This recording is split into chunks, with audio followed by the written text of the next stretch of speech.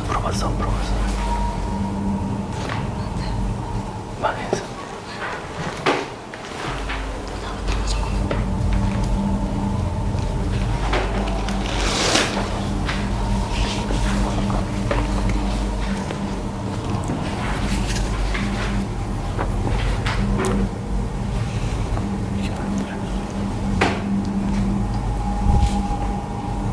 인문을 엄청 틀렸네.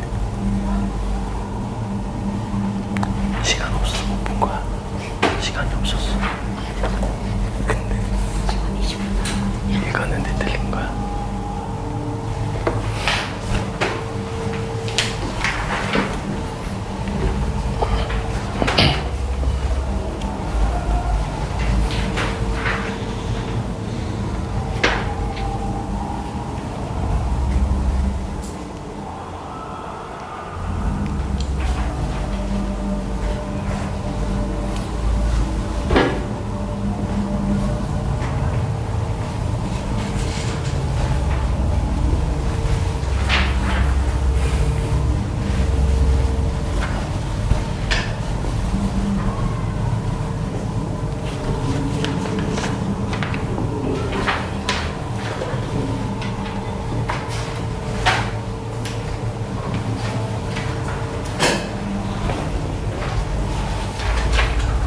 지금 뭔가 하이라이트인가 보다. 막 난리 났는데. 락밴드 맞나?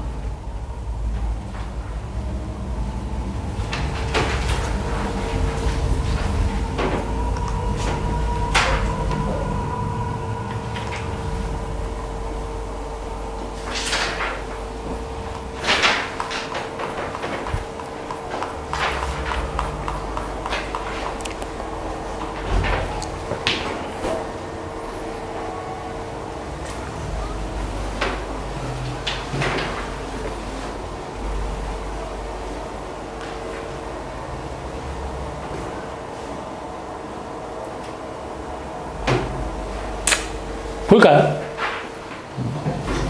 시간 좀 더 줄까?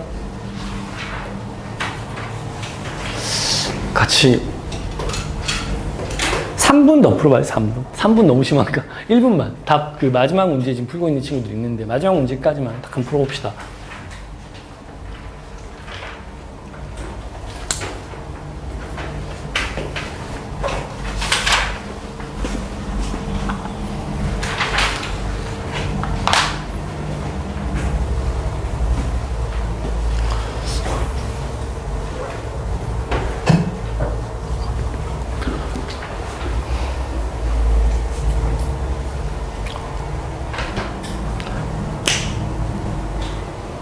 오케이, 같이 한번 봅시다. 1분 준다고 해놓고 1분 안 줬다, 그죠?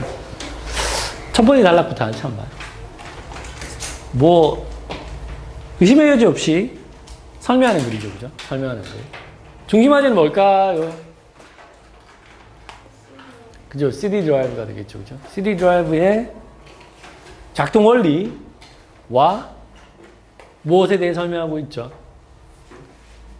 편차, 보정, 방법에 대해 설명을 하고 있죠. 그죠? 그렇게 정리가 돼야죠. 아, 이 글은 CD 드라이브가 어떻게 구동되고 작동되는지, 그리고 어떤 편차가 발생했을 때 그 편차를 어떤 방식으로 보정하는지, 아, 그거 설명하는 글이구나.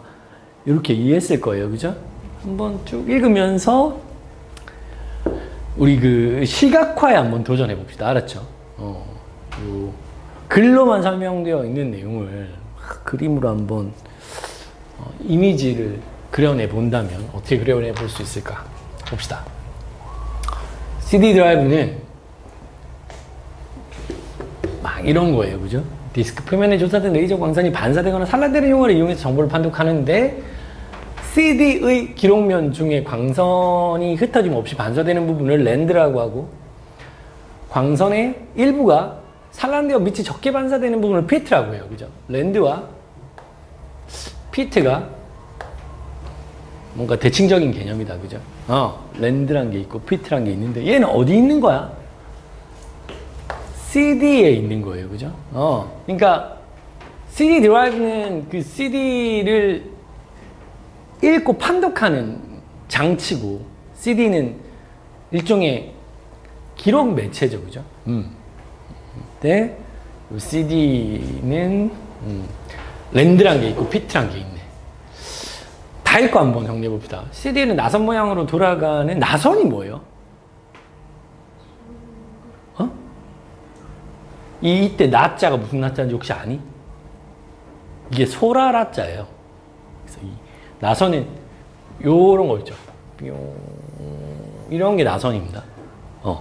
그걸 알아야 일단 나선 모양이라고 하는 말이 직관적으로 와닿겠죠. 나선 모양으로 돌아 나가는 단 하나의 트랙이 있는데, 트랙이란 게 있어요. 그 트랙을 따라 일렬로 랜드와 피트가 번갈아 배치되어 있대요.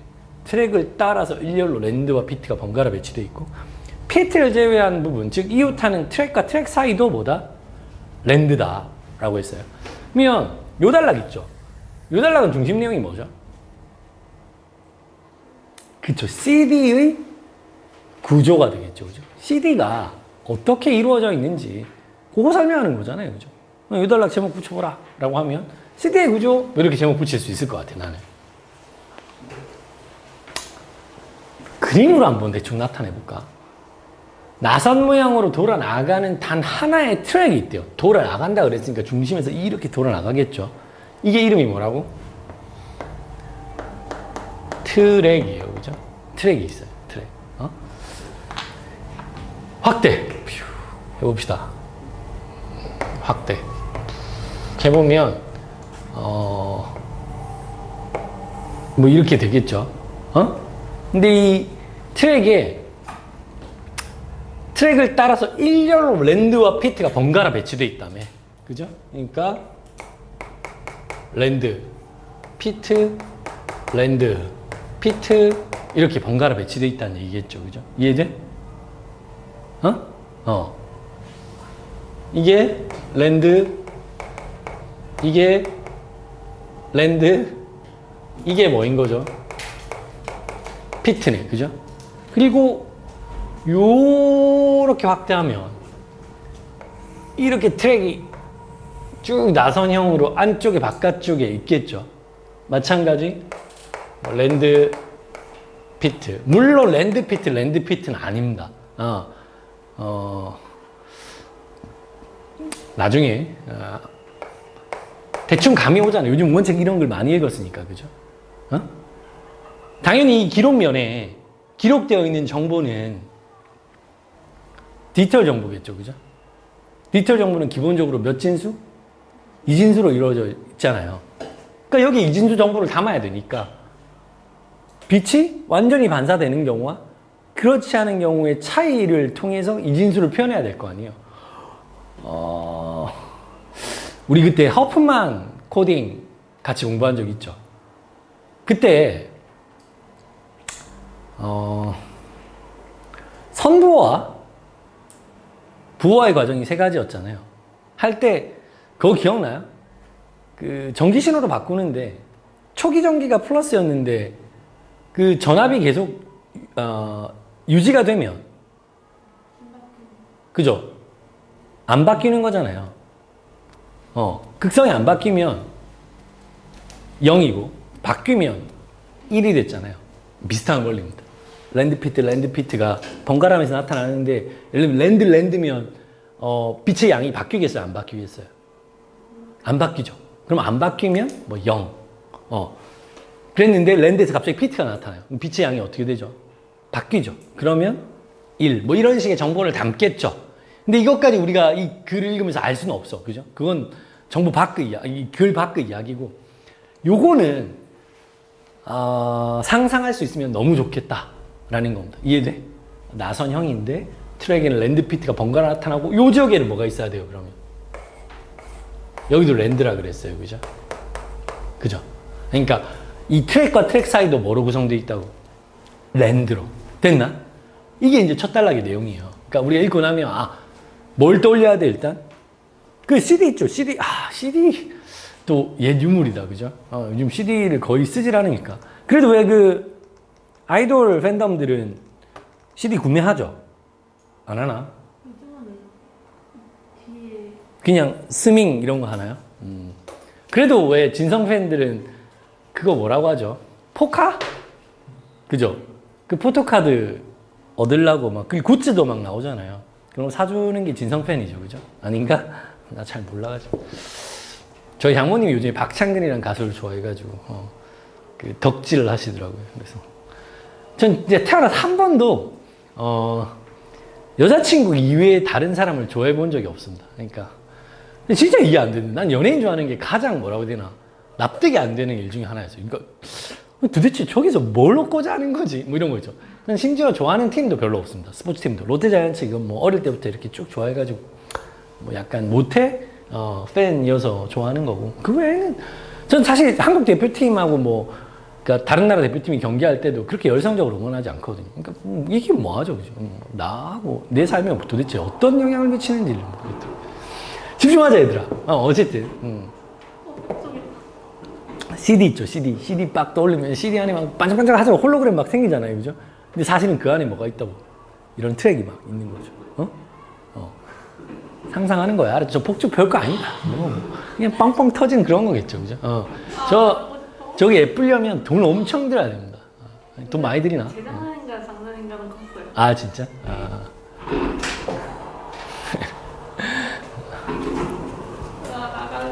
나갈래요?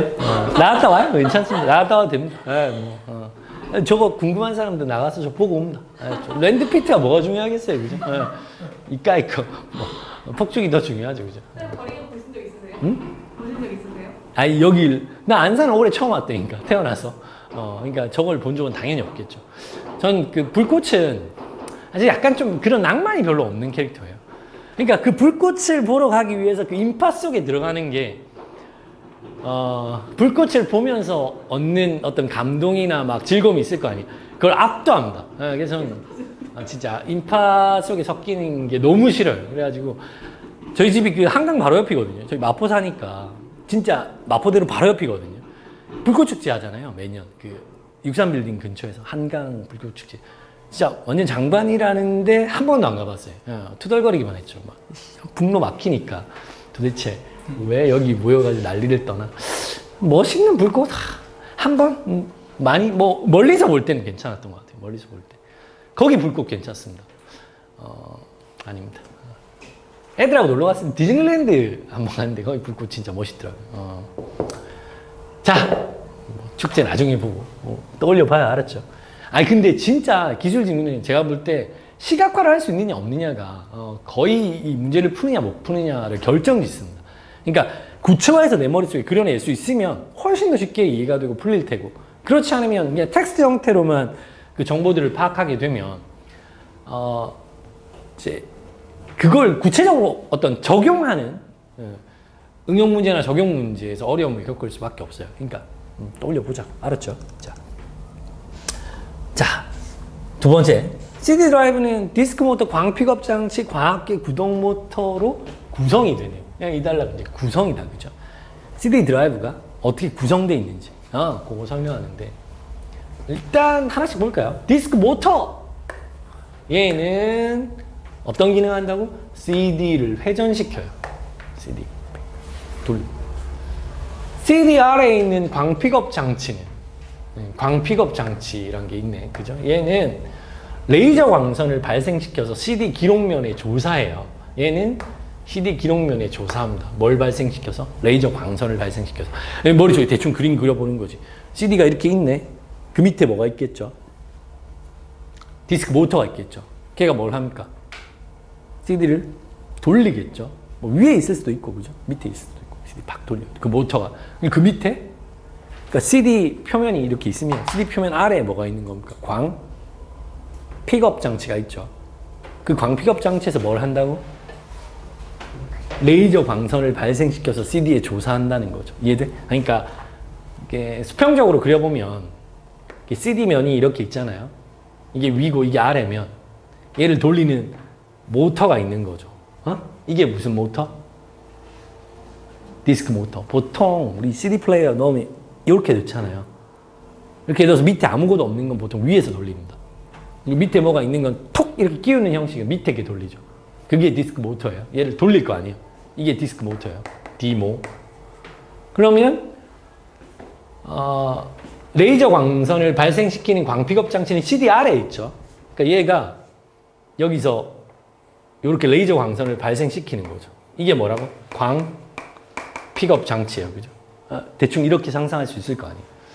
그리고 CD에 반사된 광선은 광 픽업 장치 안이 광 검출기가 받아들여요. 그러니까 여기에 뭐도 포함되어 있는 거죠?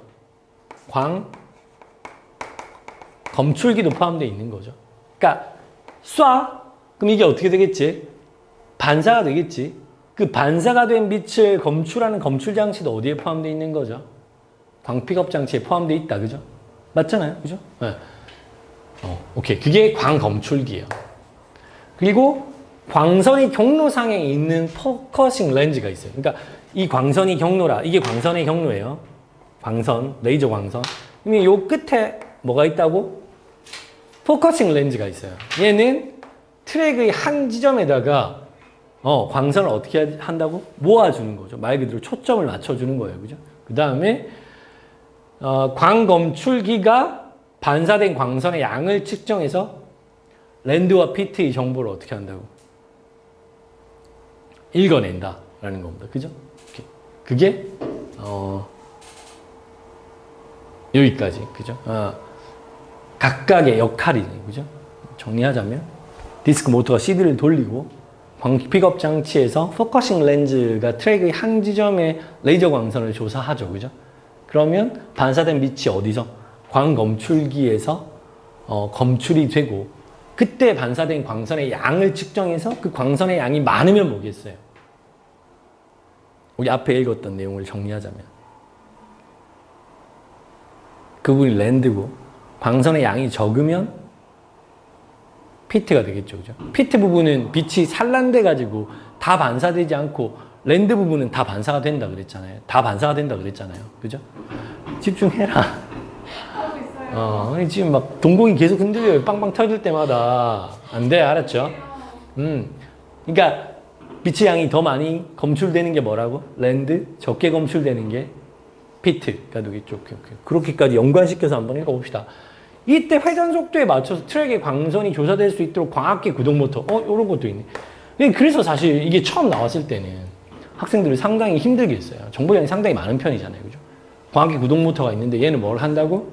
CD 회전 속도에 맞춰가지고 트랙의 광선이 조사될 수 있도록 광학계 구동 모터가 광 픽업 장치를 CD 중심부에서 바깥쪽으로 어떻게 서서히 직선 이동시킨다라고 했어요.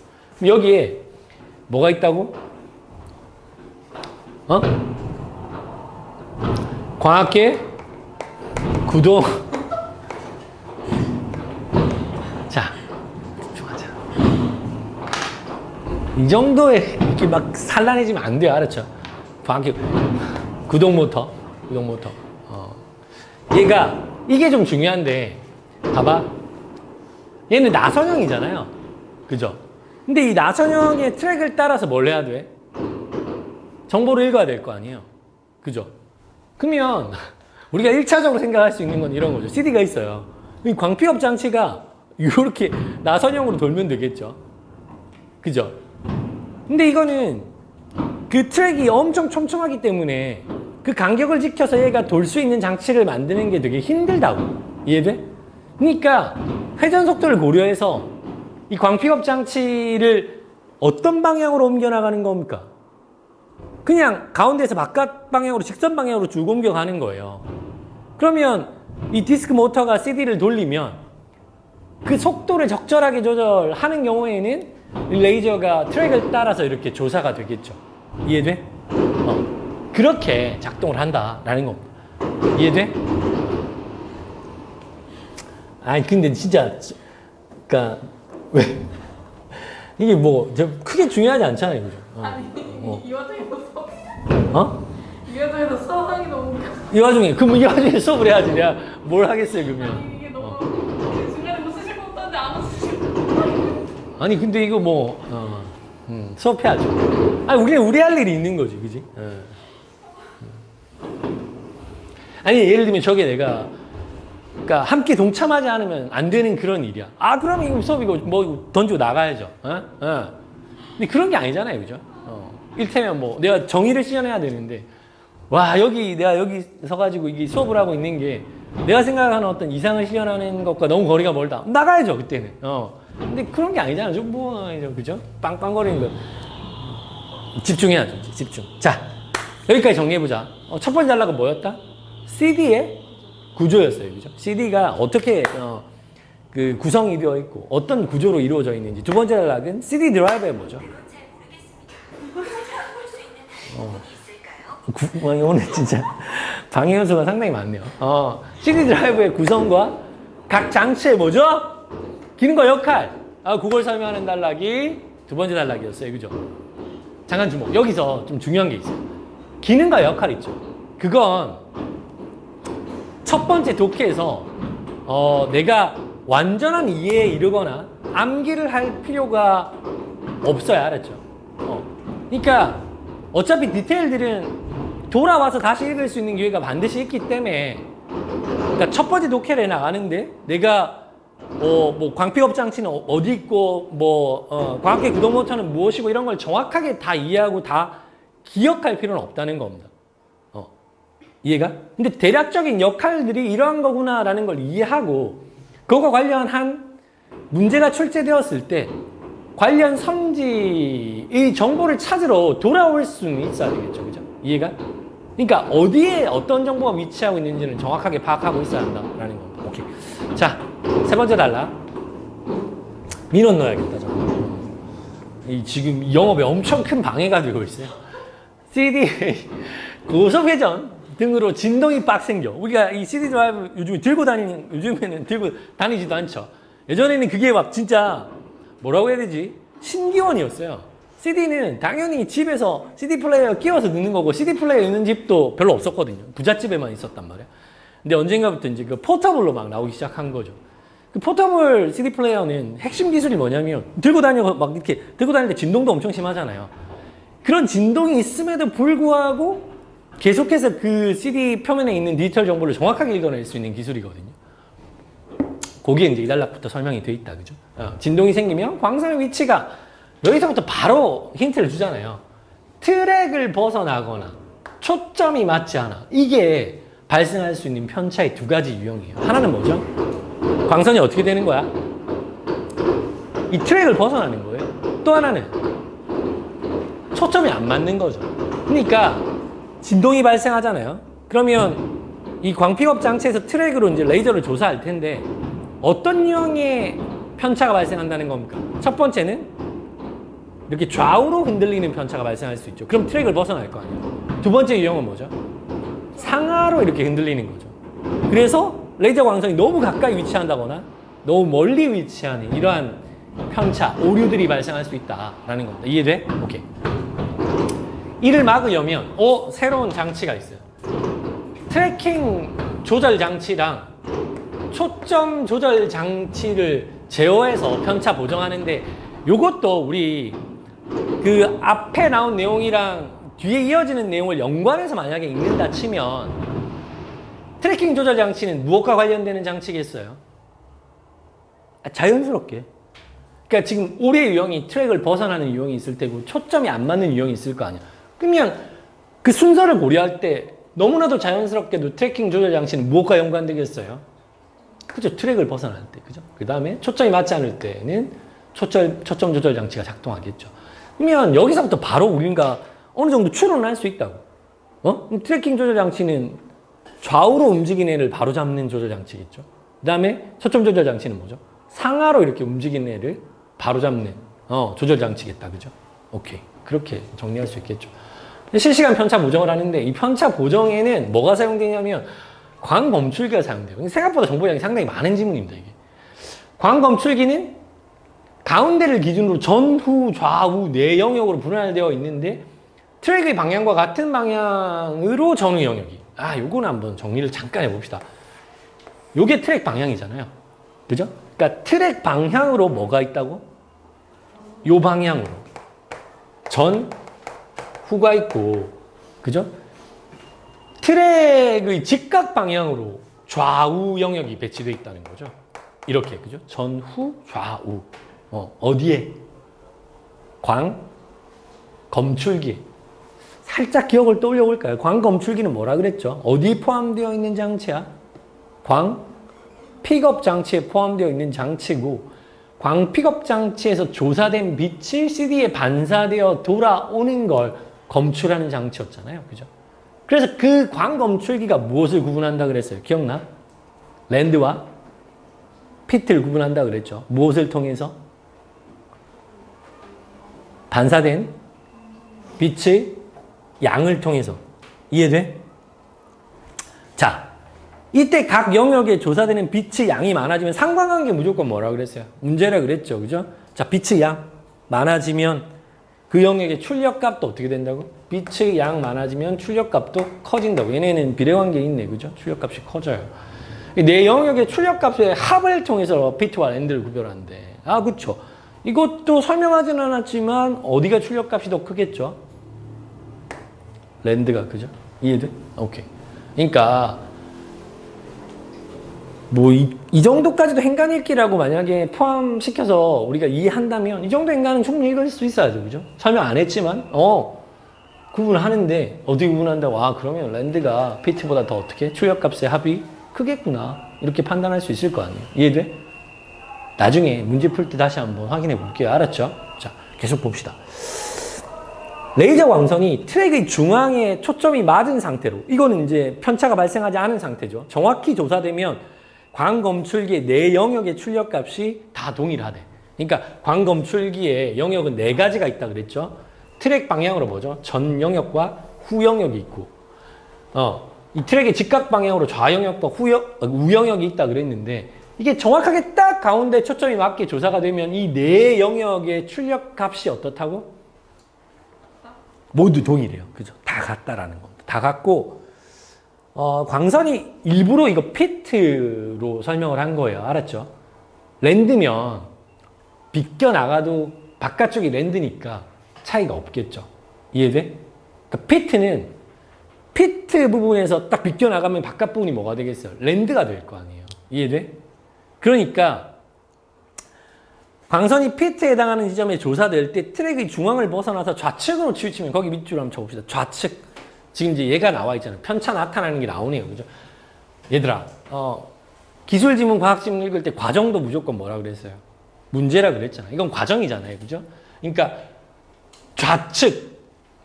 이게 첫 번째 변수예요. 땅 치우쳐요. 그럼 어떻게 돼? 좌측으로 치우치면 좌영역으로 레이저 광선이 몰릴 거 아니에요. 편향이 일어날 거 아니에요. 그러면 왼편에 있는 랜드에서 반사되는 빛의 양이 당연히 많아지겠죠. 그죠? 랜드에서 반사되는 양이 많아지면 어디 영역의 출력값이 커지겠어요? 그렇죠. 좌영역의 출력값이 커지겠죠. 이해돼? 오케이. 그러면 이거 그냥 간단하게 우리가 한번 이 제시문 옆에다 요약한다 치면 뭐 좌편향이 일어났다는 거예요. 그렇게 되면 어떻게 되죠? 좌출이 어떻게 되는 겁니까? 커지는 거죠. 그죠? 오케이. 그러면 뭐가 개입해? 트래킹 조절 장치가 개입하죠.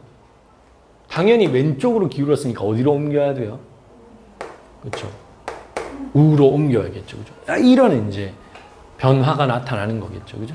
이게 이제 과정이잖아요. 무엇의 과정? 편차? 보정의 과정이죠. 그죠? 만약에 반대로 오른쪽으로 기울어요. 그러면 어떻게 되겠어요? 오른쪽 출력값이 커질 테고, 트래킹 조절 장치가 개입해서 어디로? 왼쪽으로 옮겨 놓겠다. 그죠? 오케이. 그거. 간단하네. 그죠? 자, 여기서 이제 일종의 과정을 하나 찾았어요. 무엇의 과정? 편차? 보정의 과정. 그죠? 오케이. 다음에 광검출기에 조사되는 광선의 모양이 있어요. 모양. 얘는 초점 상태에 따라 전후나 좌우 방향으로 길어진대. 너무 당연하게도 전후로 길어지면 전후 출력값이 어떻게 되겠어요? 커지겠죠. 좌우로 길어지면 좌우 출력값이 길어질 거 아니에요. 무슨 말이냐면 빛이 동그래야 될 거 아니에요. 이렇게 동그래야 될 텐데 얘가 요런 식으로 길쭉해져요. 그러면 전 영역과 후 영역에서 반사되는 빛의 양이 훨씬 더 많을 거 아니에요. 좌우 영역보다. 그죠? 그러니까 전 후 영역의 출력값의 합이 어떻게 되는 겁니까? 커지게 되는 거고, 요런 식으로 길어지면 어떻게 되죠? 좌우 영역의 출력값이 어떻게 되는 겁니까? 커지게 되겠죠. 그죠? 오케이. 그런 거야. 자,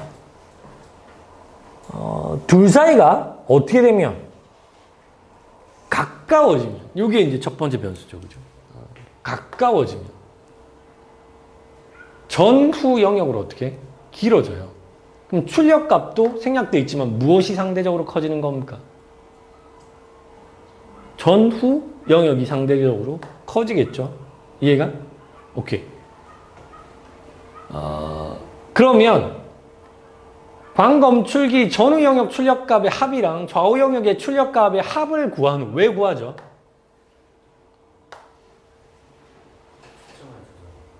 편차의 크기를 측정해야 될 거 아니에요.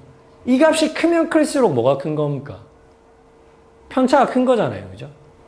그러니까 멀어지거나 가까워지는 정도가 어떻게 되는 거죠? 심하다는 거지. 무슨 말인지 제가? 그러니까 지금 초점 조절 장치가 개입해서 이 거리를 보정해야 될 거 아니에요. 원래 위치로 돌려보내야 될 거 아니에요. 돌려보내려면 얼마나 원 위치에서 벗어났는지를 판단해야 될 거 아니에요. 그죠? 근데 얼마나 원 위치에서 벗어났는지를 판단하는 건 어떻게 가능하다고? 전후 영역의 출력값의 합과 좌우 영역의 출력값의 합을 구해서 그 차를 구하는 거죠. 그 차가 크면 클수록 뭐죠? 편차가 큰 거잖아요. 그러니까 전후 영역의 출력값이 좌우 영역의 출력값보다 훨씬 커요. 그러면 이 광픽업 장치가 가까운 거예요? 먼 거예요? 가까운 거죠. 그죠? 가까워지면 전후로 길어진다 그랬잖아. 그러니까 전후 출력값의 합이 좌우 출력값의 크기보다 훨씬 크면 엄청 가까운 거겠죠. 이해가? 그 반대면 엄청 멀어지는 게 되겠죠. 오케이, 그거예요. 그러면 이 포커싱 렌즈 위치를 뭘 통해서? 초점 조절 장치를 통해서 멀게 이동시키는 거예요. 이렇게 정리 한번 해볼까요? 일단 가까워졌죠. 그러면 어떻게 돼? 전후로 길어져요. 그죠? 전후로 길어지고 어떤 변화가 나타나죠? 당연히 전후가 기니까 전후 출력값이 좌우 출력값의 합보다 어떻게 되겠어요? 커지게 되겠죠. 그럼 이 차이만큼 무엇이 개입해서?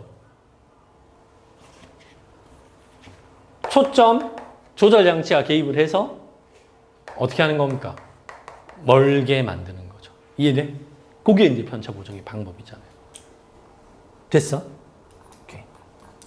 자, 그러면 이걸 다 읽었어요. 그러면 우리 머릿속에 대략적으로 정리돼야 되는 얼개 정보는 뭐죠?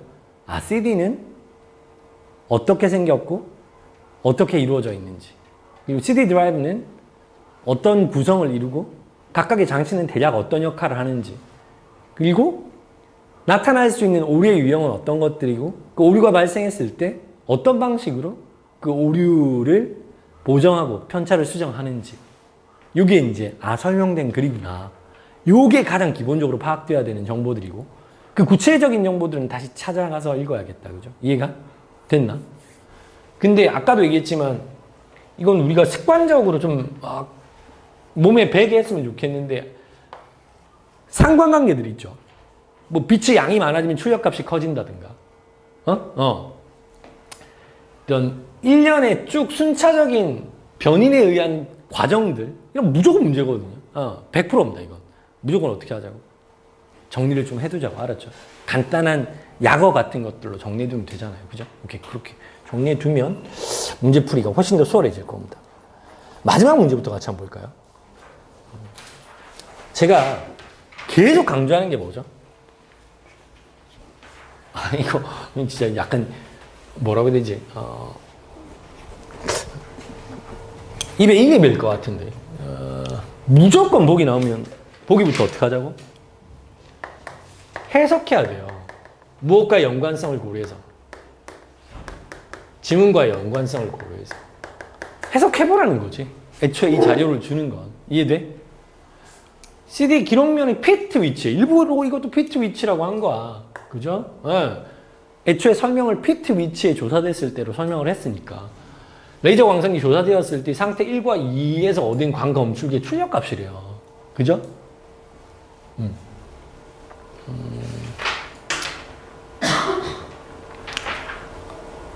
자, 일단 읽어낼 수 있는 것만 한번 읽어볼까요? 상태 1은 전후 출력값의 합이랑 좌우 출력값의 합이 같죠? 4, 4잖아요. 그죠? 그러니까 얘는 일단 뭐가 맞다는 걸 알 수 있죠. 초점이 맞다는 걸 알 수 있죠. 그러니까 상하 진동에 의한 오류는 발생하지 않았다는 겁니다. 그거 해석하라는 거야. 알았죠? 이건 그냥 그걸 해석하고 문제 풀라는 거예요. 알겠죠? 근데 좌출력 값이 우출력 값보다 크단 말이에요. 그러니까 트랙에서 벗어나 있는 거죠. 어느 쪽으로 벗어나 있는 겁니까? 그쵸? 왼쪽으로 아까 저기 설명을 그대로 활용하자면 편향이 발생한 거죠. 그죠? 좌편향이 발생한 겁니다. 이해돼? 그 다음에 여기는 전후 출력값이랑 좌우 출력값의 차이가 있어요. 얘는 6이고 10이잖아요. 뭐가 크죠? 이쪽이 크죠?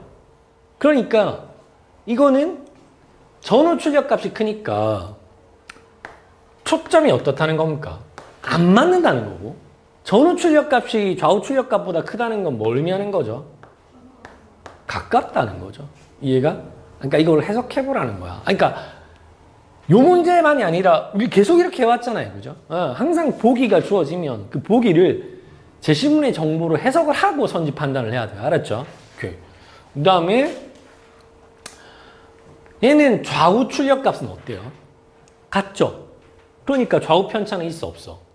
없다라는 겁니다. 그러면 바로 해석할 수 있죠. 여기는 뭐가 개입해야 되죠? 초점 조절 장치. 여기는 트래킹 조절 장치가 개입해야죠. 그래서 얘는 트래킹 조절 장치가 개입해서 어느 방향으로 옮겨야 돼? 오른쪽으로. 얘는 초점 조절 장치가 개입해서 멀리 밀어내야겠죠. 그죠? 이해돼? 오케이. 1번. 총량 계산해보면 당연히 1이 작죠. 그죠? 아니, 레이저 광선의 총량이랑 무엇이 비례한다 그랬죠? 출력값이 비례한다 그랬잖아요. 그러니까 출력값의 총합을 비교해보면 되겠죠. 근데 출력값의 총합이 뭐가 더 크죠? 2가 더 크잖아요. 그러니까 1이 더 어때? 작다라고 해야 맞죠? 이해돼?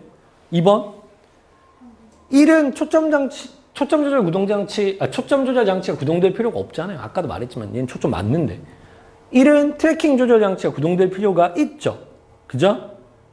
4번. 1은 레이저 광선이 트랙이 오른쪽 아니죠. 그죠? 왼쪽에 치우쳐 조사된 거죠. 그죠? 정답 몇 번? 5번이 되겠죠. 그죠? 이해돼? 오케이. 그러니까 이게 선생님 그렇게 생각해요. 그러니까 보기를 해석하고 정리한 이후에 선지 판단을 하는 거랑 선지를 읽으면서 이게 적절한지 적절하지 않은지를 판단하면서 그 선택지 고르는 거랑 진짜 천양지차일 겁니다. 그러니까 헷갈리는 선지도 훨씬 더 줄어들어요. 그러니까 이 보기를 먼저 정리해두면 알았죠? 정리하자라는 겁니다. 자, 88번. 윗글에 나타난 여러 장치에 대한 설명으로 적절하지 않은 것. 뭘로 푼다 그랬죠, 항상? 눈으로. 알았죠? 그러니까 선지 판단에 필요한 키워드 찾아서 제시문에서 반드시 내 눈으로 그 선지 판단의 근거를 찾자라고 했죠. 그죠? 일단 답이 몇 번이죠? 4번. 그죠? 광학계 구동 모터 설명된 부분 어디 있죠? 응? 찾아봐야죠. 이렇게 찾아봐요. 여기 있네, 여기.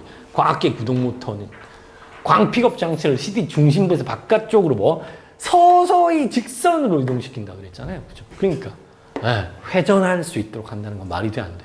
안 되죠. 그죠? CD가 회전할 수 있도록 하는 장치는 뭐죠? 있잖아. 뭡니까? 디스크 모터죠. 그죠? 디스크 모터가 회전하게 하고 광학계 이 광학계 구동 모터는 서서히 안쪽에서 바깥쪽으로 이동시키면서 이 CD가 어디를 따라 돌 수 있도록, 그러니까 이 레이저가 그죠? CD 표면의 나선의 트랙 모양을 따라 돌 수 있도록 그죠? 이동시키는 거죠. 그죠? 오케이. 89번. 윗글을 이해한 내용으로 적절하지 않은 거. 몇 번? 어떻게 고쳐야 맞아요? 렌즈의 초점이 안 맞으면 광 검출기의 전 영역과 후 영역의 출력값의 차이를 이용해서 보정하는 게 아니라 뭐죠?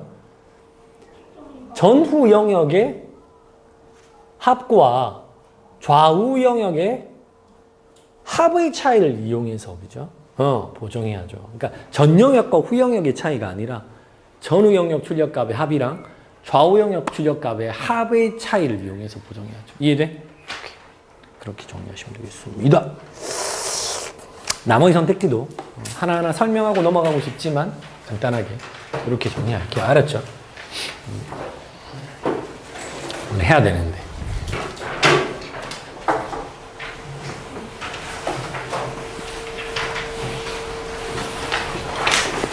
실제로 이렇게 랜드피트가 이렇게 반복이 되면 랜드 이렇게 나타나면 이 출력값의 변화가 없을 거 아니에요. 진짜로 그렇게 해요. 출력값의 변화가 없으면 디지털 신호 0으로 읽고 출력값의 변화가 나타나면 1로 읽어서 01, 01, 01, 11, 11, 00 뭐 이런 이제 이진수의 반복을 통해서 데이터를 저장하고 판독을 하는 거죠. 그래서 음악도 사실은 이제 이 CD에 저장된 기록은 전부 다 뭐죠? 0, 1과 같은 이진수 기록이고 그 0, 1에 해당하는 뭐가 있겠죠? 기호가 있겠죠. 그걸 목화해가지고 다시 뭘 하는 겁니까? 음으로 연주를 하는 거죠. 그렇죠? 이해돼? 오케이. 자, 술까 같이 빨리 봅시다. 지난 시간에 우리 그 첫 번째 고전 씨가 1강만 같이 했죠. 맞죠?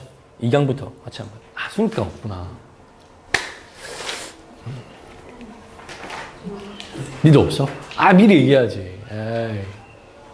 어떡하지? 여기 같이 띄워서 같이 봅시다. 요거는 제가 고전 씨가 설명할 거니까 같이 보면 될 것 같아요. 조사용? 몇 페이지죠? 페이지 한 번만 알려줄래? 오늘 할 때. 2강.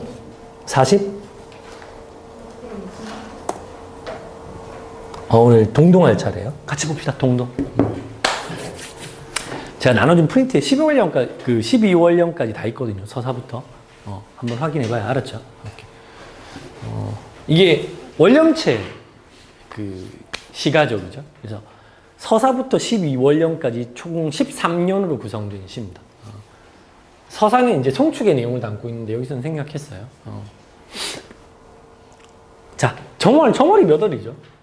1월이죠, 그죠? 정월 냇물은 이 아은은 감탄사죠, 그죠?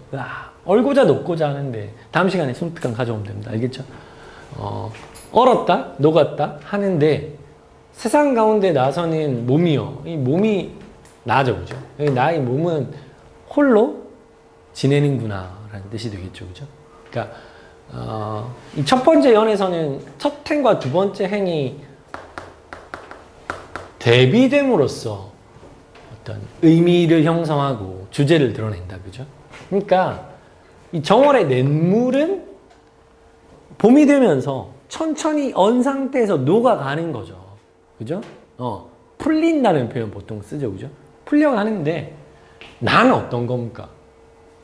여전히 홀로 외로이 지내는 거잖아요. 그러니까 봄이 되어서 점점 풀려가는 이 냇물과 여전히 꽁꽁 언 상태로 홀로 지내고 있는 나의 모습을 뭐 하고 있는 겁니까? 대비하고 있는 거죠. 그를 통해서 뭘 강조하는 거야? 응? 나의 외로움을 강조하는 거죠. 그죠? 난 이렇게 외로워. 세상이 다 봄이 되어서 이렇게 녹아가는데도 난 여전히 어떻게 꽁꽁 얼어붙은 채로 있어. 이런 거죠. 그죠? 이해돼? 2월 보름에 이때 뭐 연등 행사를 한다더라고요. 잘 모르는데 다 그 세시와 관련되는 풍속들입니다. 2월 보름에 높이 켠 등불 같구나. 무엇이? 응? 이미 생략된 말은 님이 그러하다는 겁니다. 님이 저 높이 켜놓은 등불과 같다는 거죠. 만인을 비추실 모습이로다. 누가? 님이. 네. 그러니까 요 두 번째 여는 무엇을 예찬하는 거죠? 임의 외양을 예찬하는 거죠. 와, 님은 정말 세상 모두를 비출 만한 환함을 지니고 있는 사람이야. 이런 예찬을 표현하고 있는 게 2월령이 되겠습니다. 4월령, 4월 노래. 4월 안이 잊어 아으 우시는구나 꾀꼬리세요. 무엇 때문에 녹사님은, 이 녹사님이 지금 뭐죠? 부재한 나의 님이죠. 무엇 때문에 이 나의 님은 옛 나를 잊고 계시는가? 그죠, 그죠? 그러니까 요연도 마찬가지 첫 번째 행과 두 번째 행이 뭐죠? 대비를 통해서 주제를 형성하고 있어요. 그죠? 무엇과 무엇이 대비됩니까? 무엇과 무엇이? 꾀꼬리와 님이 대비되죠. 그죠? 꾀꼬리는 어때? 4월이 되니까 잊지 않고 온 거죠. 그러니까 이 꾀꼬리는 흔히 말하는 뭐죠? 유신한 존재죠. 믿음이 있는 존재인데, 녹사님은 어떤 사람인 겁니까? 나를 잊고 그 약속을 잊은 채 돌아오지 않는 사람이잖아요. 그죠? 그러니까 이 녹사님은 무신한 사람이죠. 믿음이 없는 사람인 겁니다. 이해돼? 그래서 이 부재한 임에 대한 뭐죠? 원망의 정서를 드러내고 있는 년이 이 4월령이 되겠죠. 그죠? 이해돼? 오케이. 그 다음에 8월령 같이 볼까요? 좀 지워도 되죠? 8월령. 8월 보름에 가윈날이지만, 가윈날이 어떤 날이야? 여러분 8월 보름 잘 알잖아요. 뭐한 날이죠? 가윈날이 한가위죠. 그죠? 요즘 말로 추석이고 추석. 8월 보름이 한가위지만, 한가위는 원래 무엇을 기념하는 날이죠? 추수를 기념하는 날이죠. 한가위는 왜 그러면 우리가 기념하는 명절 중에 가장 큰 대표적인 명절이라 할 수 있죠? 가장 풍요로운 때란 말이에요. 1년 중에 1년 내내 빈곤에 허덕이다가 유일하게 풍요를 맛볼 수 있는 기간이 바로 이 한가위 기간이란 말이에요. 그러니까 한가위는 정말 모두에게 축복되고 영광된 때예요. 근데 님을 모시고 지내야만 오늘이 뭐라는 겁니까? 가윈날, 한가위라는 거죠. 그러니까 어떤 의미야? 이미 없다면 한가위가 아니라는 거죠. 그러니까 님이 있어야만 지금 이 한가위도 진정한 의미의 뭐가 될 수 있다고? 한가위가 될 수 있다라는 겁니다. 그러니까 임의 부재를 뭐 하는 겁니까? 절감하는 거죠. 님이 없으면 한가위도 의미 없어. 뭐 이런 거죠. 이해돼? 10월에 점여놓은 보리수 나무 같구나. 누가? 내가. 내 처지가 점여놓은, 이렇게 잘게 잘라놓은, 점이다가 잘게 자르다죠. 그죠? 이렇게 잘게 잘라놓은 뭐 같다는 겁니까? 보리수 나무 같다는 거죠. 뭔가 쓰임이 있어서 저렇게 잘라놓았을 텐데, 꺾어버리신 후에, 누가? 이미 꺾어버리신 후에 버려놓으니까, 지니실 한 분이 없다라는 거죠. 그죠? 그러니까 아무도 나를 품지 않는다라는 겁니다. 나의 처지를 뭐 하고 있어요? 비관하고 있죠. 나는 버려진 보리수 나무 같아. 이런 거죠. 그죠? 그러니까 이 시를 보면 각 이제 이 원령마다 나를 이제 스스로 비하하고 자신의 처지를 비관하면서 비유하는 표현들이 있어요. 벼랑에 버려진 빗이라든가, 막 쓰다가 올려놓은 젓가락이라든가, 이런 이제 표현들이 있거든요. 그리고 님을 비유적으로 표현해서 이제 예찬하는 표현들이 있어요. 걔네를 구분하라. 이런 문제들이 자주 출제가 됩니다. 이해가? 그래서 비유의 원관념이 무엇인지를 꼭 잘 정리해둬야 알았죠. 그러니까 보리수나무의 원관념은 누구라고? 화자 자신, 그죠? 그리고 그 높이 켜놓은 연등이라든가 혹은 달의 원관념은 누구죠? 님인 거죠. 3월령에는 3월 만개한 달래꽃, 진달래꽃에 빗대거든요. 모두가 부러워할 모습을 지니고 나셨다. 이렇게 표현하는데 마찬가지. 그때 진달래꽃도 원관념이 뭐라고? 님이라는 겁니다. 이해돼? 오케이. 그렇게 정리하시면 되겠어. 동동. 딱 출제하기 좋은 대표적인 작품이죠. 모평에도 여러 번 나오고. 자, 황계사. 빨리 같이 한번 봅시다. 얘는 뭐 그렇게 의미 있는 작품은 아니에요. 그러니까 이게 그런 거죠. 막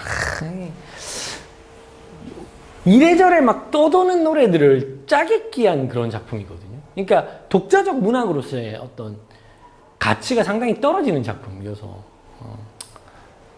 문학적으로 크게 의미 있는 작품이 되지 못하고 따라서 출제 확률도 그렇게 높지 않은 작품입니다. 제가 뭐 100% 예상할 수는 없지만 요건 잘 안 나올 것 같아. 뭐 이랬던 작품 중에 나왔던 작품은 없는 것 같아요.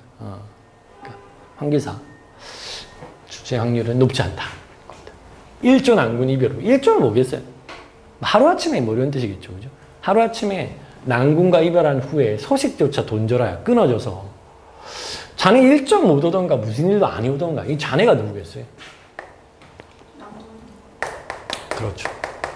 난군을 지칭하는 거죠. 네가 정말 일정은 한일자의 정할정표하거든요. 여기서는 정말 못 오냐 이겁니다. 자네는 정말 못 오냐 무슨 일로 안 오냐 이거죠. 이하에야 말드소는 여기 계속 나오는 것처럼 일종의 후렴입니다. 의미는 없어요. 황혼이 저문 날에 개가 짖어 못 오냐 춘수가 만사틱하니 물이 깊어 못 오냐 하온이 닭이봉하니 산이 높아 못 오냐 못 오는 이유가 도대체 뭐냐 이겁니다. 그 다음에 얘는 의미 없는 잡구예요. 알았죠? 이 당시에 구운몽이 되게 유행했는데 그 구운몽이 아무 구절이나 그냥 갖다 붙인 겁니다. 그러니까 시 전체의 의미 해석에는 아무런 도움이 되지 않는 그냥 잡구입니다. 패스해도 되고. 자, 지어자 좋으시고 이 황계사의 이제 뭐 하이라이트는 이 부분이죠. 병풍에 그린 황계 두 수탉이 병풍에 그린 황계 수탉이 두 날에 둥덩치고 자른 목을 길게 뼈서 긴 목을 애후리어 사경 일점에 날새라고 꽃귀어 울거든 오려는가. 제목이 황계사잖아요, 그죠? 요게 이 시의 이제 일종의 하이라이트인데 뭐 지어자 좋으시고 이런 것도 갑자기 지어자 좋으시고 왜 나와요? 지금 님이 안 와서 막 이 한탄을 하고 있는데 그러니까 이런 게 이제 이 작품의 어떤 일관성 같은 걸 상당히 떨어뜨리는 거죠. 아까도 말했지만 성진이 계속 갑자기 나오고 육관 대사 나오고 뭐 이러니까 해석 안 해도 됩니다. 요 구절만 정확하게 읽어봅시다. 병풍에 그린 누런 수탉이 날개를 둥덩치고 짧은 목을 길게 빼어서 긴 목을 막 이렇게 애후려 막 빼어내어서 사경일점. 사경일점은 우리 예전에 한번 잠깐 언급한 적 있죠. 이 경이라는 게 해가 지고 해가 뜰 때까지의 시간을 5등분한 거라고 그랬잖아요. 사경이 대략적으로 몇 시쯤이라고 그랬어요? 삼경이 11시부터 1시 사이라고 그랬잖아요. 사경은 1시에서 3시 사이인데 1점이면 그 사경 중에 제일 앞 시간이거든요. 그러니까 새벽 1시 조금 지나서 뭐 이쯤인 거죠. 그러니까 사실은 이게 다 말이 안 되는데 수탉이 1시에 울면 그 잡아먹어야 됩니다. 그러니까 얘는 해가 동이 터야 울어야 되잖아요. 근데 얘가 새벽 1시에 갑자기 날새라고 막 우는데 심지어 얘는 어떤 닭인 거죠? 병풍에 그려놓은 그림 속의 닭이에요. 그러니까 걔가 새벽 1시에 일어나가지고 날새라고 막 꺾여 울면 니는 올 거냐 이겁니다. 그러니까 그런 일이 일어나겠어? 안 일어나겠어? 안 일어나겠죠. 그죠? 그러니까 일어날 수 없는 일을 가정해가지고 오지 않는 님에 대한 강한 원망을 드러내는 거죠. 그러니까 니는 진짜 이렇게 말도 안 되는 일이 일어나야만 나한테 올 거니? 이런 거잖아요. 그러니까 그만큼 뭐죠? 님이 돌아올 생각이 없다라고 절망적으로 인식하고 있는 거지. 이해가? 그러니까 불가능한 상황을 가정해서 돌아오지 않는 님에 대한 강한 원망을 드러내고 있는 구절이 이 구절이고, 이 구절이 이제 이 전체 작품의 하이라이트라는 거. 뒤에서 좀 갑자기 엉뚱한 얘기를 해요. 니 진짜 그렇게 안 오나? 이래놓고 여기서는 갑자기 니는 죽어서 황하수가 되고 나는 도대성이 되어서 배가 돼가지고 밤이나 낮이나 밤이나 바람 불고 물결 치는 대로 와 두둥실 떠서 놀자. 이거 뭐 그죠? 네. 그러니까 그 앞에서는 막 왜 안 와? 니 도대체 뭐 때문에 안 오는 거야? 막 한탄해놓고 갑자기 나중에 죽고 나면 너는 물이 되고 나는 배가 되어서 우리 같이 지내. 뭐 이런 거죠. 엉망진창입니다. 저 달아보느냐 님 대신데 명휘를 빌리면, 이 명휘는 밝음입니다. 밝음. 그 밝은 빛을 빌리면 나도 보게 추월이 양명이 하니 달이 밝아 못 오는 거야. 이거 좀 갑자기 생뚱맞게 이 가을 달이 너무 밝으니까, 너무 밝아서 그럼 니는 못 오니? 뭐 이거죠. 이해돼? 어디를 가고서 니 아니 오더냐. 여기서는 또 갑자기 또 원망해요. 그러니까 달한테는 얘기하거든요. 니 그 밝음을 빌려서 님 계신데 나 좀 보여줘 해놓고 아니 근데 너무 밝아서 너 안 오는 거니? 갑자기 또 전환이 이루어지잖아요. 그죠? 그러니까 작품 전체의 어떤 일관성이 상당히 결여된 그런 작품인데 요런 표현들, 각각의 표현들을 이제 잘라서 문제 출제할 수 있는 작품이어서 가끔씩 인용이 됩니다. 근데 전체적으로 이제 이 작품을 두고서 어떤 내용적 측면에서 묻기가 상당히 힘든 작품이라 출제 가능성이 그리 높지 않다라는 겁니다. 이해되나? 오케이. 문제?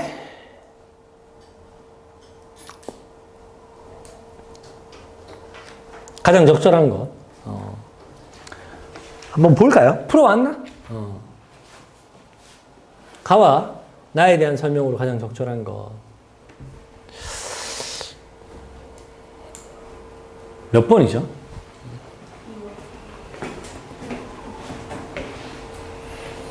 짜잔, 짜잔.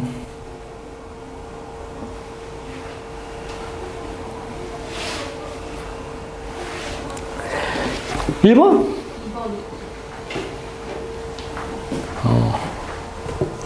가와 달리 나에는 님이나 화자가 아닌 제3의 인물을 청자로 설정한 표현이 있다. 요거 반복이긴 한데 얘들아 그 청자 어떻게 찾는다 그랬죠? 청자라고 하면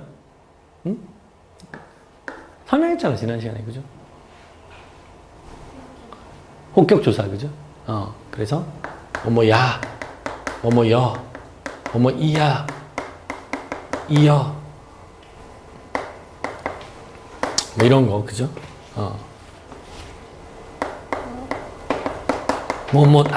이런 거 나오면 전부 다 청자라 그랬어요. 그죠? 그 다음에 인칭 대명사 너, 그대, 당신 이런 거 나오면 다 뭐라 그랬어요? 청자라고 했잖아요. 그죠? 근데 황계사에는 어떤 인물이 나와? 아해야가 나오잖아요. 이 아해야. 그죠? 그러니까 님이나 화자가 아닌 제3의 인물인 아해를 청자로 설정한 표현이 나타나 있죠. 가에는 그런 표현이 있어 없어? 없잖아요. 그죠? 오케이. 따라 정답 몇 번? 2번이라는 겁니다. 이해돼? 오케이. 됐나? 통사구조의 반복은 뭐죠?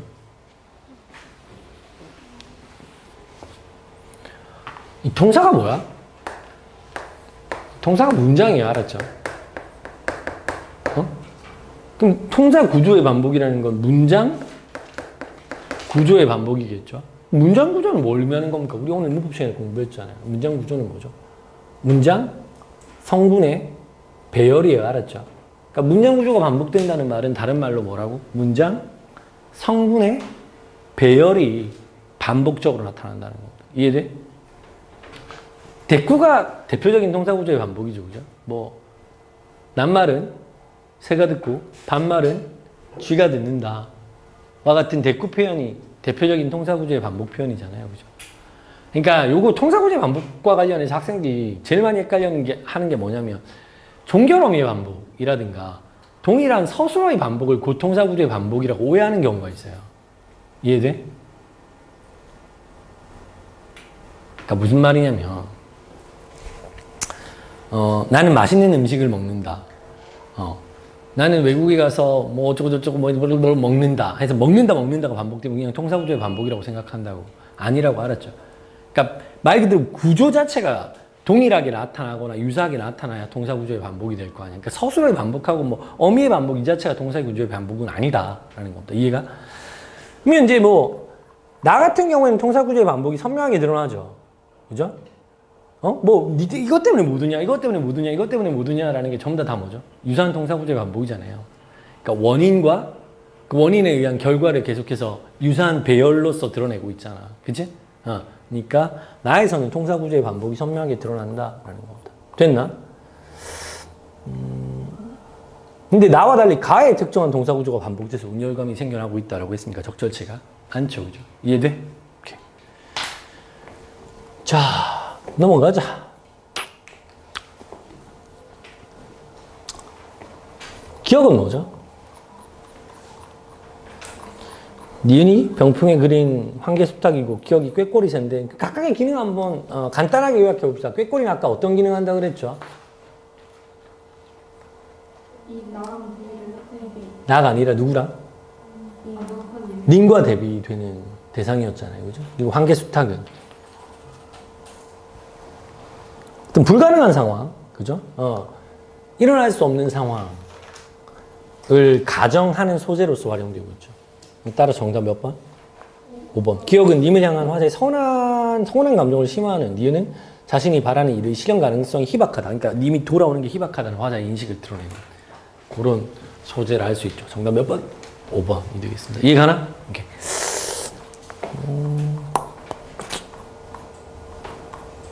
자, 나머지 넘어갈게요.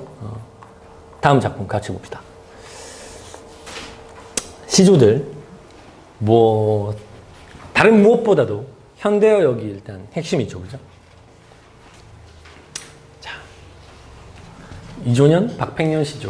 이렇게 작자가 드러나 있는 시조들이 있죠.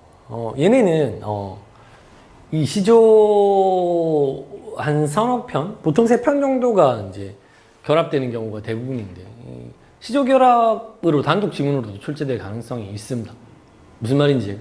그러니까 아예 뭐 작자가 없는 작자 미상의 시조들 있죠. 그런 시조들은 단독 출제는 거의 이루어지지 않아요. 대부분 다 보기로 활용되거나 선지로 활용되는데 이렇게 작가가 드러나 있는 시조들은 문학적 가치가 상당히 높은 작품들이거든요. 얘네는 그 제시문 형태로 출제될 수도 있는 작품들이라는 겁니다. 이해돼? 이조년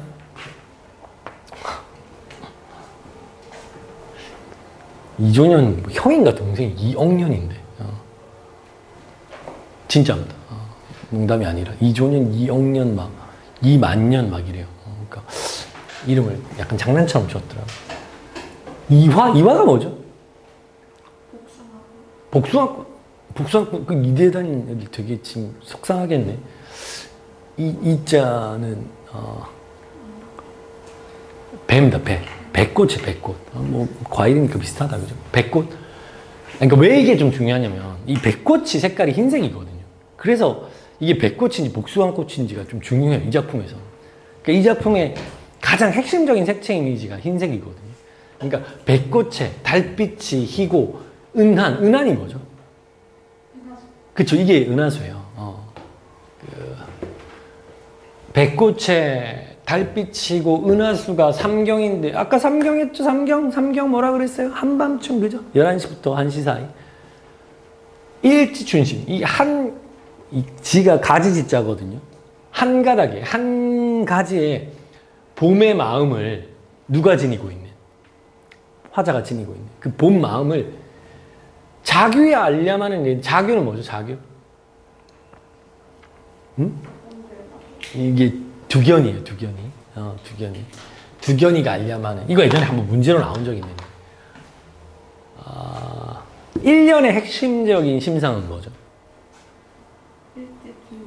심상 1년의 그러니까 이 첫 번째 행 초장의 핵심 심상은 뭐죠? 시각적 심상이죠. 그죠? 흰색 색채 이미지의 시각적 심상. 이 행의 핵심 심상은 뭐죠? 여기 한번 문제 나온 적이 있는데 이게 청각적 심상이죠. 그죠? 이거 이 소리를 나타내는 표현이 없는데 무슨 청각적 심상이냐 할 수 있겠지만 이게 어떤 구절이냐면 이런 거죠. 내가 이제 달빛이 이렇게 하얀 밤에 봄이야. 배꽃이 흐드러지게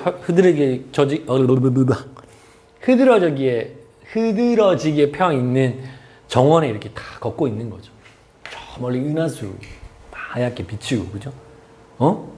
나는 지금 이 봄의 마음에 잠 못 들어 하고 있단 말이야.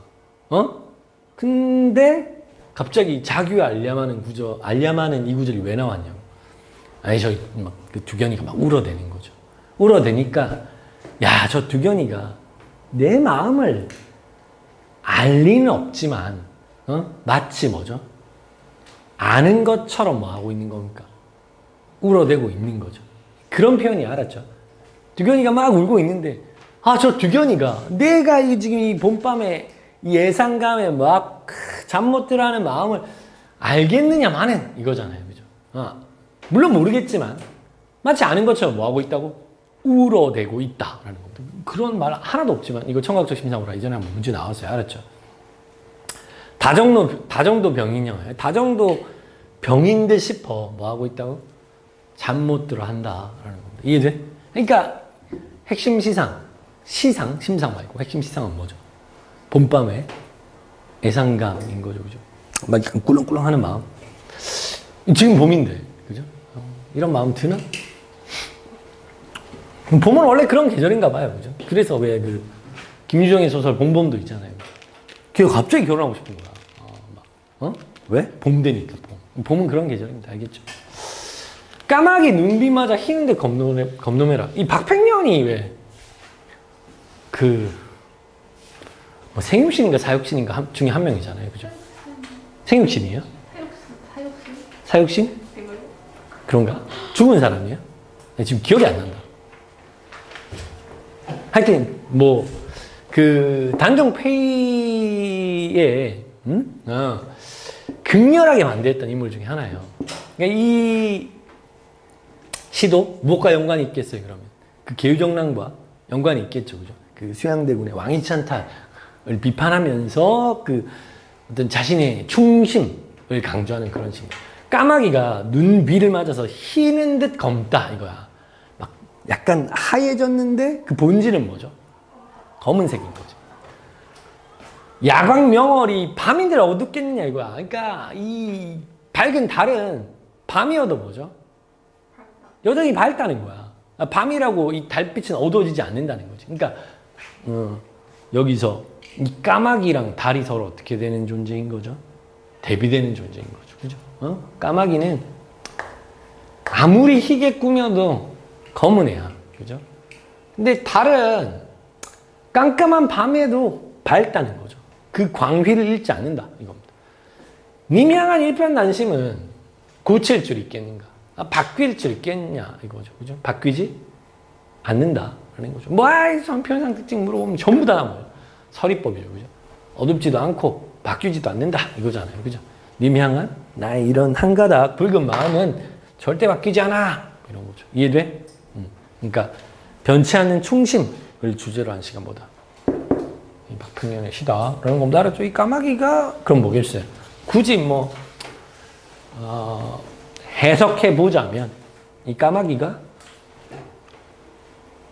그 변절한 신하들이겠죠, 그죠? 주군을 바꾸어 섬긴 사람들을 의미하는 거겠죠. 이해돼? 자, 이건 약간 해학적인 시인데 사실 저도 여기서 처음 본 작품입니다. 이별하던 날에 피눈물이 났는지 말았는지 압록강 내린 물이, 압록강 흘러가는 물이 푸른 빛이 전혀 없다, 이거야. 원래 물빛은 어떤 색깔이어야 되죠? 푸른 빛깔이어야 하잖아요, 그죠? 근데 이별할 때 피눈물 너무 흘려가지고 여기 표현되어 있지는 않지만 압록강이 무슨 색깔로 바뀌었다는 겁니까? 붉은색으로 바뀌었다는 거죠. 과장이 많이 심한데 보통 그리고 이런 이별 노래에서는 강이 대동강이거든요. 대동강은 평양에 있는 강입니다. 그러니까 이 남한에 있는 한강 같은 강이죠. 도심을 관통하는 강인데 압록강은 국경에 있는 강이죠. 그죠? 두만강 압록강이 중국과의 국경에 있는 강이잖아요. 이 압록강에 압록강을 배경으로 하는 시는 거의 없는데 아주 독특한 시입니다. 압록강 내려온 물이 푸른 빛이 전혀 없다. 배 위에 허여센 사공, 이 허여센 사공이 이제 허옇게 머리가 센 사공인데, 아, 자기도 이렇게 머리가 허옇게 되고 오랫동안 이 압록강에서 사공으로 일했지만 처음 본다 하더라. 한 번도 본 적이 없다 하더라. 이거죠, 그죠? 그러니까 이별의 슬픔을 노래하는 시겠죠, 그죠? 그걸 어떻게 표현하고 있는 거야? 어? 해학적으로 표현하고 있는 거죠, 그죠? 해학하면 학생들이 제일 많이 하는 질문이 그거거든요. 선생님 안 웃긴데요, 뭐 이런 거거든요. 안 웃긴데 무슨 해학이에요, 뭐 이런 거죠. 해학은 웃기냐 안 웃기냐가 관건이 아니라 그랬어요, 그죠? 뭐가 관건이라고 그랬죠? 무거운 주제를 어떻게 가볍게 표현하는 게 해학이야, 알았죠? 그러니까 이별의 슬픔이라는 아주 그 무거운 주제를 피눈물 얼마나 흘렸으면 이 물 색깔이 이렇게 변했겠어? 라고 가볍게 표현하고 있잖아요. 위트를 가미해서. 이런 걸 다 뭐라고 한다고? 해학이라 한다라는 겁니다. 알았죠? 오케이. 이동무의 시. 이건 뭐 해석할 게 없어요. 농부 너무 좋아 보여. 나 농부처럼 살아야지 이겁니다. 농민의 삶에 대한 동경. 이걸 주제로 한 작품이고. 해석의 여지가 없어요. 이동무. 이동무는 무신 아니야? 자, 요거 문제 한번 볼까요? 요거 그 표현상 특징 묻는 문제니까 요거 확인해 봅시다. 자, 다의 공감각적 이미지가 있나? 다의? 없어요. 그쵸? 여기 공감각적 이미지를 할 만한 게 없죠, 그죠? 가에는 아까 제가 청각적 이미지 있다 그랬잖아요, 그죠? 이 시적 대상의 속성, 자규의 속성을 부각하고 있다. 이렇게 볼 수 있죠. 근데 다에는 공감각적 이미지를 활용했다. 할 수 있는 부분이 없습니다. 정답은 4번인데 나에서 시간적 배경을 명시하는 시어가 뭐죠? 그쵸? 밤이죠, 그죠? 밤. 그리고 이 다에서 공간적 배경을 명시하는 시어 압록강일 거 아니에요, 그죠? 그러니까 정답 몇 번? 4번이 되겠죠. 나머지 성질들도 한번 확인해 보면 좋을 것 같은데. 가에는 비유가 있어요, 없어요? 응?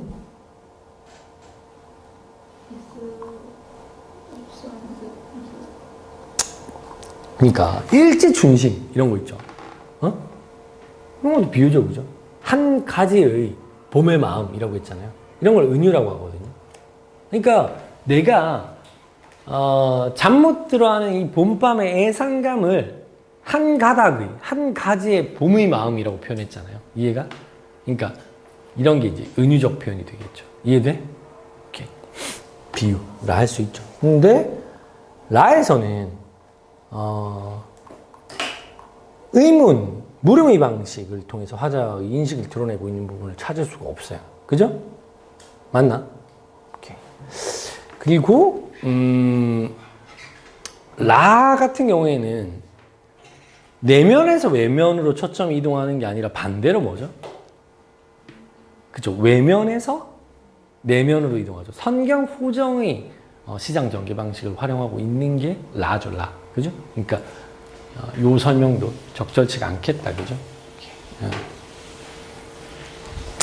자, 요거 넘어갑시다. 이렇게 색채어 사용에 주목하여 가에서 라를 이해한 내용으로 적절하지 않은 것이라고 했어요. 색채어는 뭐죠? 응? 그러니까 색상을 지칭하는 말이라 그랬잖아요. 이것도 색채 이미지랑 혼동하면 안 된다 그랬어요, 그죠? 응?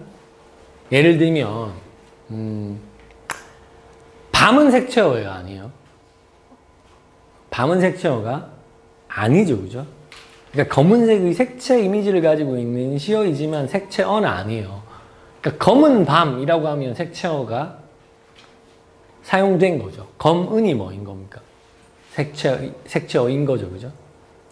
그러니까 이화의 월백하고는 색채어가 쓰였어요, 안 쓰였어요? 쓰였죠. 월백하다라고 했잖아요. 그죠? 흰백자가 색채어인 거죠. 이해돼? 그런 식으로 접근해야 한다라는 겁니다. 정답은 몇 번이죠? 3번이다. 그죠?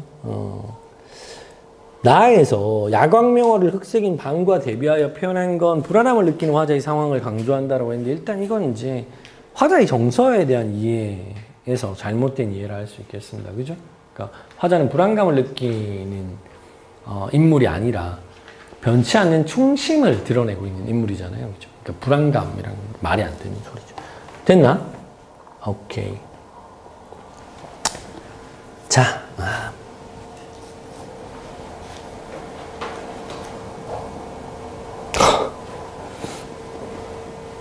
답이 다 좀 짱돌이었어.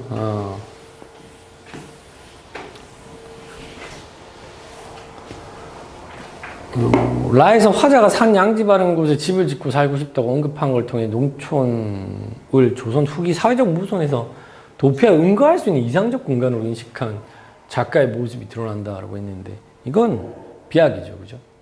그러니까 요거 있죠. 그 이상하고 바람은 동일한 개념이 아니에요, 알았죠? 이해가? 이상은 사전적으로 어떻게 정의되냐면 인물이 지향하는 가장 완벽한 상태가 구현된 공간이나 세계가 이상이에요. 이해돼? 그러니까 예를 들면 내가 지금 막 밖에 나가서 불꽃놀이를 보고 싶어요. 이건 나의 바람일 수는 있지만 나의 이상은 되지 못하는 거죠. 이해가? 그러니까 농부들의 삶이 되게 평화로워 보이고 그 삶을 동경하거나 지향할 수는 있죠. 근데 동경하거나 지향한다는 것 자체가 곧 이상이 되진 않는다라는 겁니다. 무슨 말인지 얘가? 그러니까 이 농촌을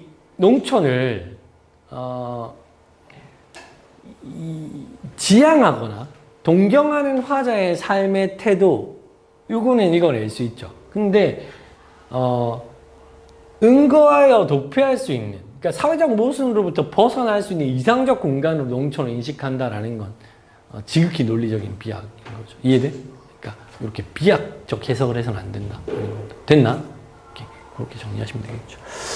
자, 다음 시간에 계속 이어서 풀이하도록 하겠습니다. 다음 시간에는 조금 더 많은 작품 다룰 수 있도록 그 앞부분에 독서 세트 시간을 조절하도록 할게요. 알겠죠? 오케이.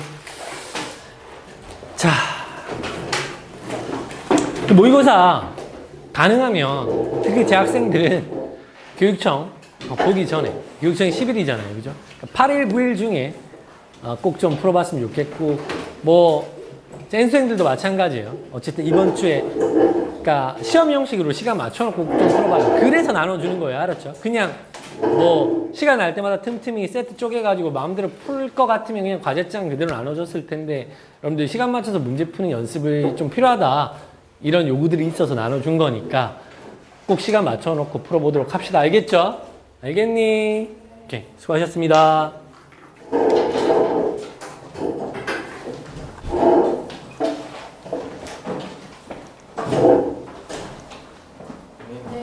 안녕? 오케이.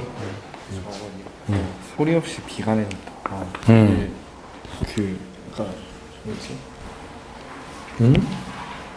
뭐였는지. 오케이. 같이 한번 보자.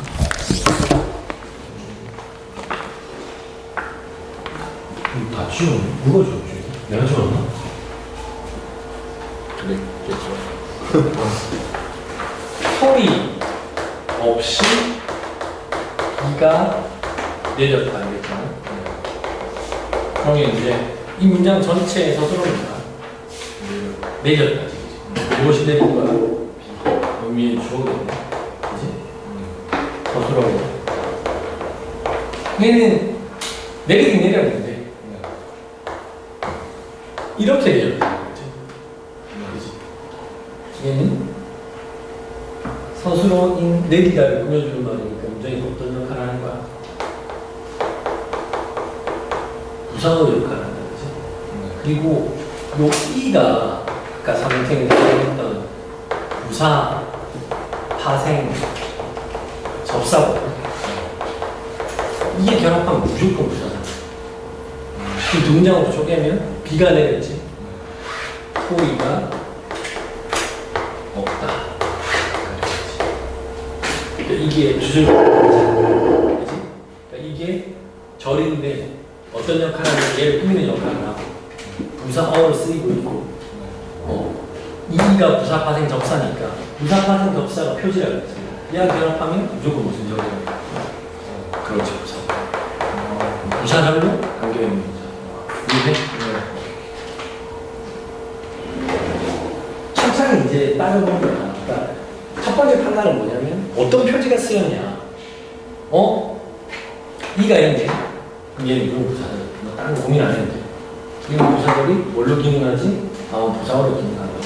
요렇게. 이해돼? 네.